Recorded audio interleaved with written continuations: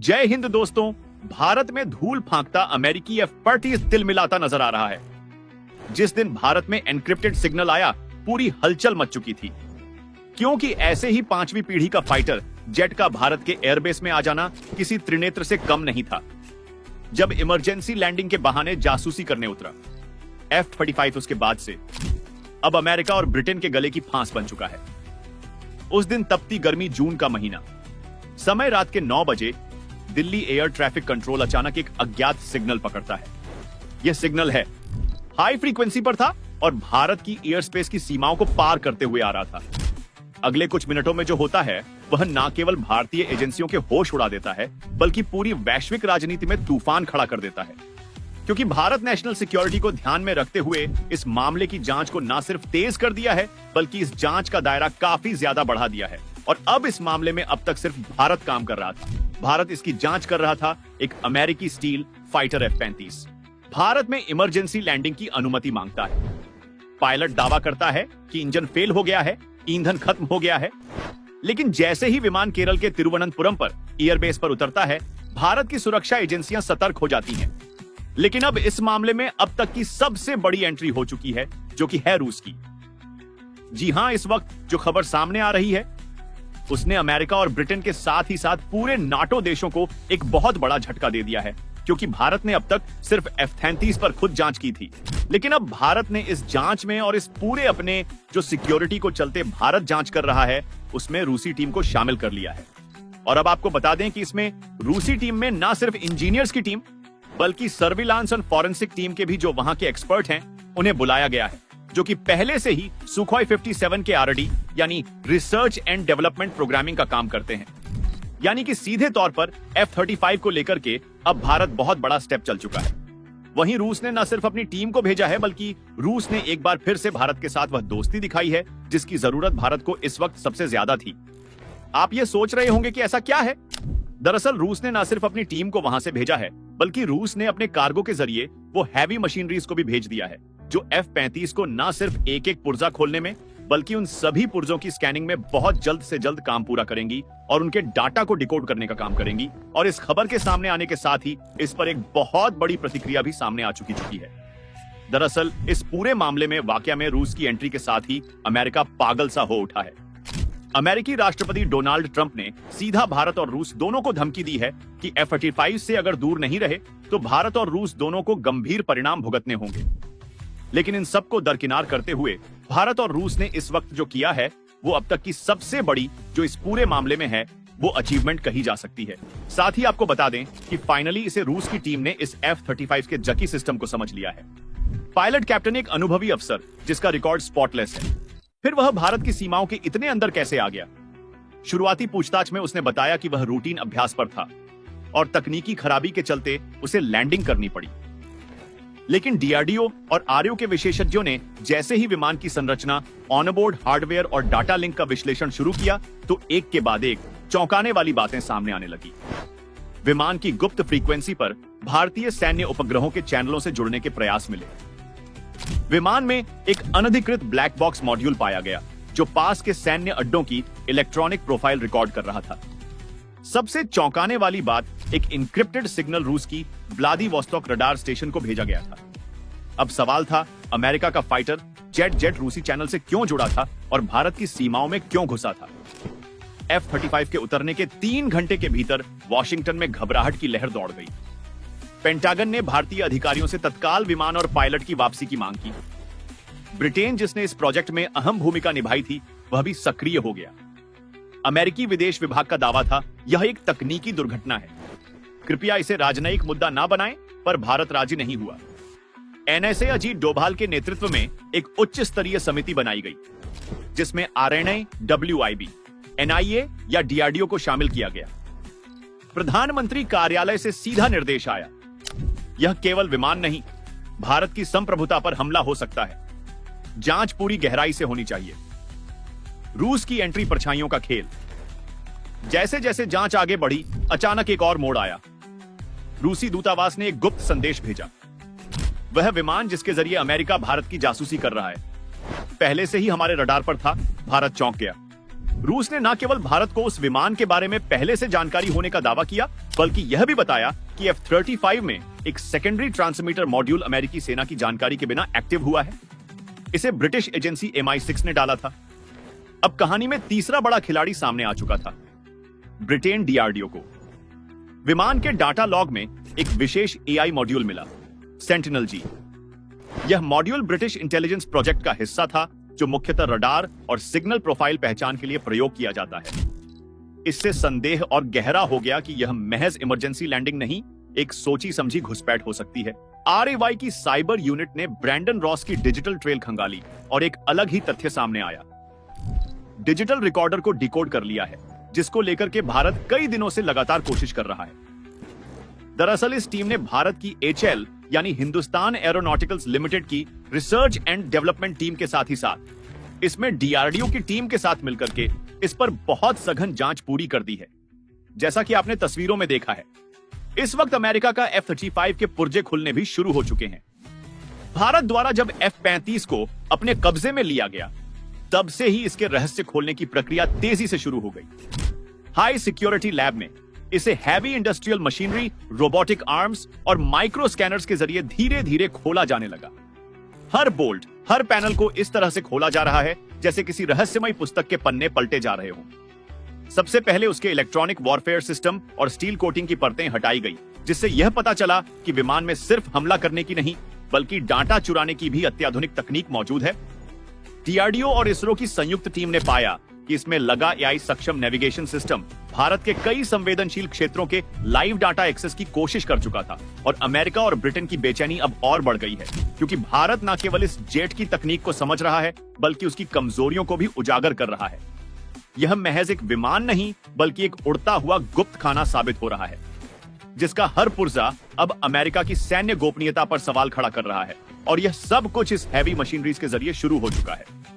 क्या है इस वक्त पूरी खबर, और भारत को फाइनली जो डिजिटल रिकॉर्डर की सबसे ज्यादा जरूरत थी, उसमें जो डाटा डिकोड हुआ है, वह सबसे अहम गवाही और सबूत के तौर पर अब भारत के सामने आ चुका है। जो इस डिजिटल रिकॉर्डर में रिकॉर्ड हुआ है, उसे सुनने के बाद आप भी हैरान हो जाएंगे, क्योंकि यह अब तक की सबसे बड़ा सबूत है इस पूरे के पूरे जासूसी के घटनाक्रम में। क्योंकि अब तक इस मामले में अमेरिका अपने आप को अलग साफ बता रहा था और ब्रिटेन अपने आप को अलग साफ बता रहा था, लेकिन हम यही समझ रहे थे कि अभी तक इस पूरे मामले में सिर्फ अमेरिका और ब्रिटेन है। बल्कि ना सिर्फ अमेरिका और ब्रिटेन, बल्कि इसमें एक और देश की एंट्री की खबर सामने आ रही है। यानी कि इस पूरे घटनाक्रम में अमेरिका और ब्रिटेन के साथ एक और देश जुड़ा हुआ था। कौन सा देश है वो? इस वीडियो में आगे आपको खुद समझ आया जाएगा। जब इसके डिजिटल रिकॉर्डर से जो डाटा मिला है, उसके बारे में आप समझेंगे। क्या है पूरी खबर, क्या पूरी अपडेट इस वक्त निकल कर आ रही है, बताएंगे आपको। इस वीडियो में चैनल पर बने रहा तो वीडियो को लाइक, और चैनल को अगर अभी तक सब्सक्राइब नहीं किया तो चैनल को सब्सक्राइब कर लें, और बेल आइकन को दबाना बिल्कुल भी मत भूलिएगा, क्योंकि ये आपके लिए महज कुछ 1 सेकंड का काम है, लेकिन इससे हमारी काफी बड़ी मदद होती है। और आपको दोबारा इस वीडियो को देखने के लिए चैनल बहुत आसानी से मिल भी सकेगा। दोस्तों, भारत की टीम लगभग 50 घंटे से ऊपर F-35 के एक एक पार्ट्स की जांच करने में लगी हुई थी। लेकिन इस F-35, जो कि 5वीं जनरेशन फाइटर जेट है, उसे खोलना इतना आसान नहीं था, जिसको लेकर के भारत एक तरफ ब्रिटेन की मदद लेने के लिए भी तैयार था, और ब्रिटेन की तरफ से कुछ मदद की गुंजाइश जैसे ही हुई, उसको लेकर के अमेरिका ने सीधे ब्रिटेन को दबाने का काम किया। और इसके बाद भारत को जो चीजें ब्रिटेन बताने जा भी रहा था, वह चीजें बताने से अमेरिका ने रोक दी। और इससे पहले ही ब्रिटेन के इन सब चीजों और इस पूरे वाकया से रूस दूर कर बैठ करके मजे ले रहा था। खैर, रूस ने भारत को इससे पहले ऑफर किया था कि अगर F-35 के अपने इस पूरे फॉरेंसिक काम में अगर भारत रूस को शामिल करता है, तो इससे रूस को ही भी बहुत बड़ा फायदा होगा। साथ ही रूस ने भारत को इसके लिए बहुत बड़ा ऑफर दिया था। लेकिन भारत ने अब तक इसमें रूस को जो सहमति है, वह भारत की तरफ से नहीं मिलने के कारण रूस इस मामले से बिल्कुल अलग था। लेकिन अब फाइनली जापानी सर से ऊपर जाता हुआ दिखाई दे रहा है, क्योंकि अमेरिका लगातार भारत के ऊपर दबाव इस मामले को लेकर के बनाने की कोशिश में है, तो वहीं ब्रिटेन भारत को गोल गोल जवाब देकर के गुमराह कर रहा है। इस पूरे जासूसी के घटनाक्रम में ऐसे में रूस की एंट्री भारत की जरूरत भी बन चुकी थी, और इस कदर से अब इस पूरे फाइनली मामले में रूस ने एंट्री ले ली है।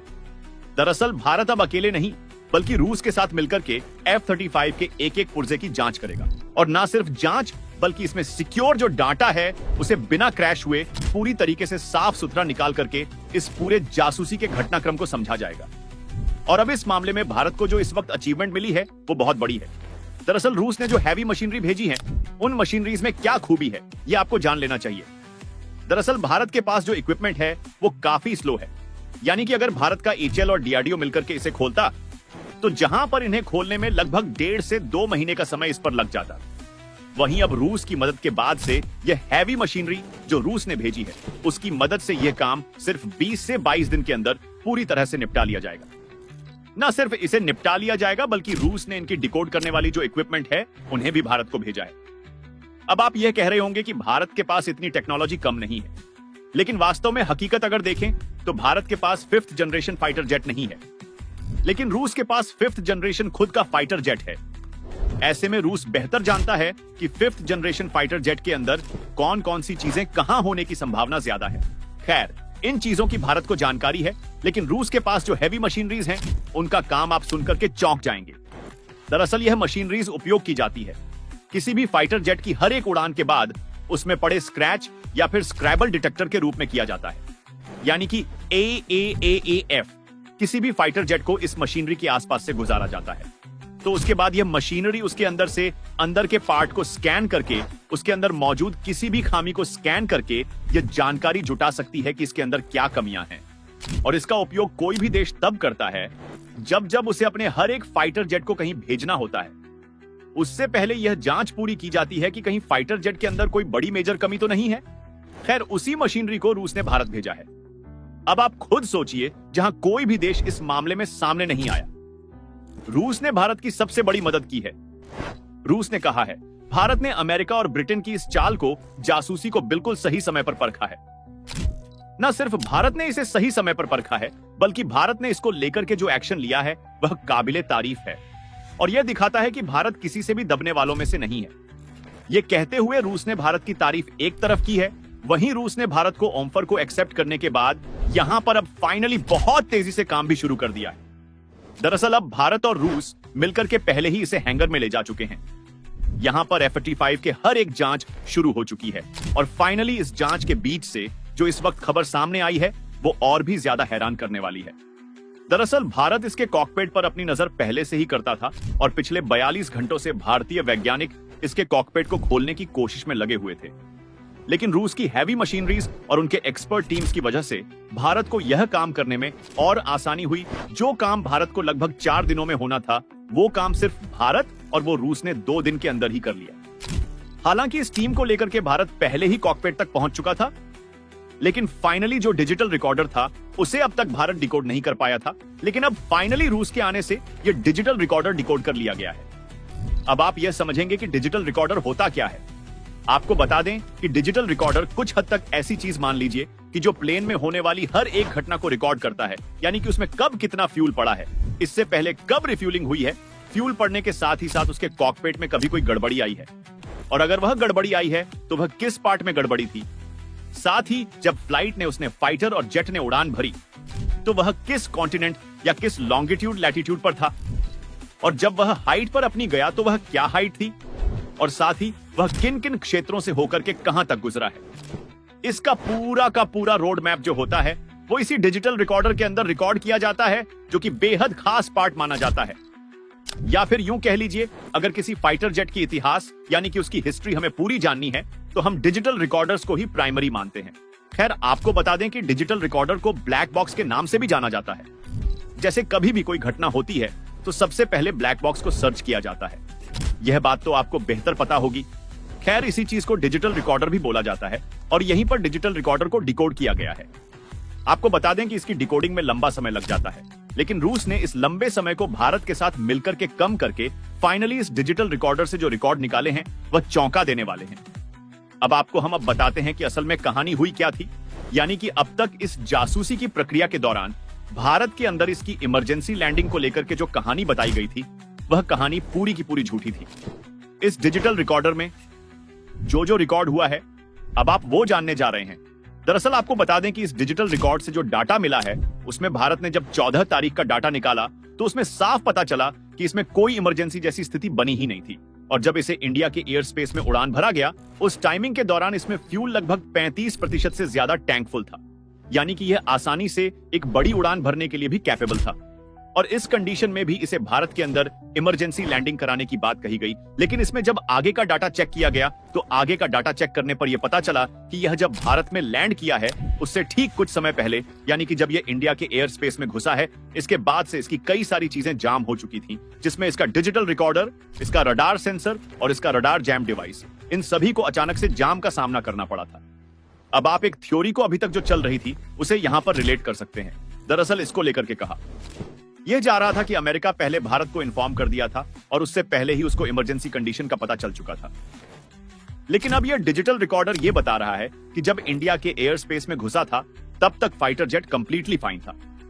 लेकिन जब यह इंडिया के फाइट एयर स्पेस में घुसा है उसके कुछ समय बाद ही इसके सारे के सारे डिवाइस जाम हो गए हैं। इसका कॉकपिट का जो कनेक्शन था वह भी जाम हुआ था और इसके बाद ही इसकी इमरजेंसी लैंडिंग के बाद यह बात साफ हुई।